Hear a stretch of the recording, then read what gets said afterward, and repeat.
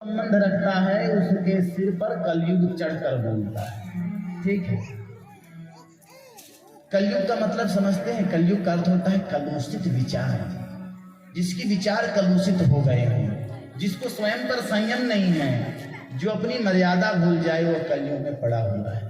तो कलयुग सोचता है जितना भी स्थान मुझे मिला है सब तो कलंकित स्थान है, बड़ा बेकार स्थान है।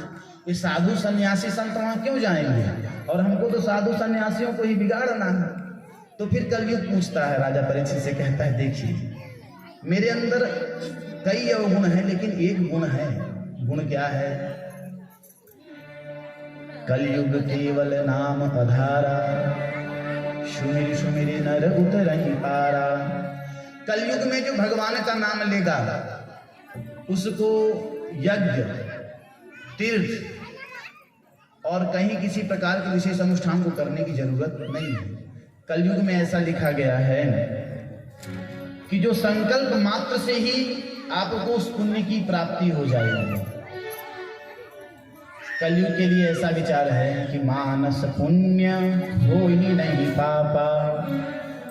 मन से अगर आप कोई चीज पुण्य का काम सोचोगे तो पुण्य का फल आपको मिलेगा, और अगर पाप करोगे मन से या मन से किसी के बारे में पाप बुद्धि सोचोगे तो उसका दोष आपको नहीं लगेगा। कलयुग इसलिए श्रेष्ठ है। अच्छा, अब आप लोग थोड़ा विचार करें, क्या हम लोग मन से भी कभी पुण्य का कोई काम सोचते हैं क्या? कि भगवान मुझे पैसा देगा तो मैं ऐसा दान करूंगा, भगवान मेरे पास ऐसा होगा तो मैं यज्ञ करूंगा, हे भगवान मेरे पास पैसा हो जाए, धन आ जाए तो मैं ऐसी कन्याओं का विवाह कराऊंगा जिसके माता पिता निर्धन है और उसका विवाह नहीं करा सकते। हम सोचते भी नहीं हैं। और कलयुग एक ऐसा युग है, यदि आप संकल्प कर लिए कि मैं भी भागवत महापुराण की कथा सुनूंगा, उसी समय भागवत महापुराण की कथा सुनने का पुण्य आपको प्राप्त हो जाता है। लेकिन अपने मन से पूछे, हम संकल्प भी नहीं करते हैं। अरे संकल्प कर लेंगे तो खूब खर्चा लगेगा, खूब देना पड़ेगा। कुछ लोग सोचते हैं कि भाई भागवत महा की कथा में बहुत खर्चा नहीं लगता। देखिए, जैसे एक कन्या है, कन्या के विवाह आप लाख रुपए में भी कर सकते हैं, करोड़ों में भी कर सकते हैं, करोड़ों रुपए तक। उसी प्रकार भगवान की पूजा आप कम में भी कर सकते हैं और ज्यादा से ज्यादा में भी कर सकते हैं। उद्देश्य भगवान का भजन कीर्तन नाम है, उद्देश्य कन्या का विवाह है। पैसा कितना खर्च होता है यह उद्देश्य नहीं है। तो कलयुग कहता है कि मेरे अंदर एक खूबी है, यदि मन से भी कोई सोच लेगा कि मैं अपने आप को भगवान को समर्पित कर दे रहा हूं तो उसे भगवान के समर्पण का पुण्य मिलेगा। तो मेरे लिए कोई एक ऐसा स्थान बता दीजिए, कोई अच्छा सा स्थान हो जहां मैं रहूं। तो धर्मराज युधिष्ठिर पूछते हैं, ऐसा कौन सा स्थान बता दूं? तो बोले, स्वर्ण में मेरा स्थान दे दीजिए। धर्मराज युधिष्ठिर थोड़ी सी भूल कर गए यहीं पर। स्वर्ण में भी, सोने में भी तथास्तु कह दिए, चलो जाओ तुम्हारा वास स्वर्ण में ही रहेगा। यहीं पर राजा परीक्षित से भूल हो गई। और सोना ही एक माध्यम है। जरूरी है कि पंडित जी लोग भी, साधु सन्यासी भी दारू मदिरा स्त्री और हिंसा से बच जाएं, लेकिन धन संपत्ति तो सबको चाहिए। स्वर्ण का मतलब धन। तो देखिए, इन पांचों से जिसका संबंध है उसी के ऊपर कलयुग बहुत प्रबल है। जिसके पास बहुत ज्यादा धन है मति भ्रष्ट हो जाती है, और जो लोग मद्यपान दारू पीते हैं कलयुग उनके सिर चढ़कर बोलता है, और जो लोग पराई स्त्री की संगति में होते हैं उनके पास भी कलयुग सिर चढ़कर बोलता है। और जो लोग सदैव हिंसा वृत्ति वाले हैं, पशुओं को मारना, पशुओं को मारकर खाना, तो कलयुग इनके सिर पर चढ़कर बोलता है।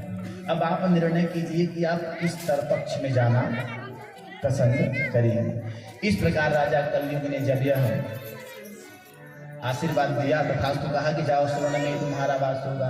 तो एक दिन राजा परीक्षित की इच्छा हुई कि आप शिकार खेलने चलना। और राजा परीक्षित उस दिन जो मुकुट धारण किए थे, तो वह मुकुट किस चीज का था? सोने का मुकुट था। वह स्वर्णमयी मुकुट था।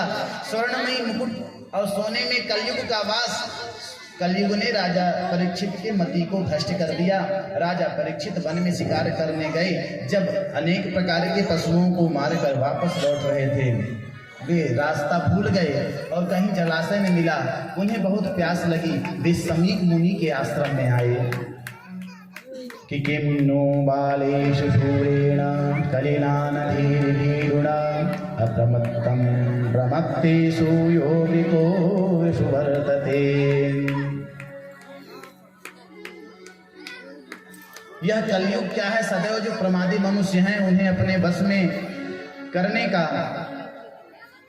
निश्चय करके भ्रमण करता है कि एकदा धनुरुद्यम्य विचरन् मृगयां वने मृगायनुगतं श्रान्तः क्षुधितस्पृशितो भीषम्।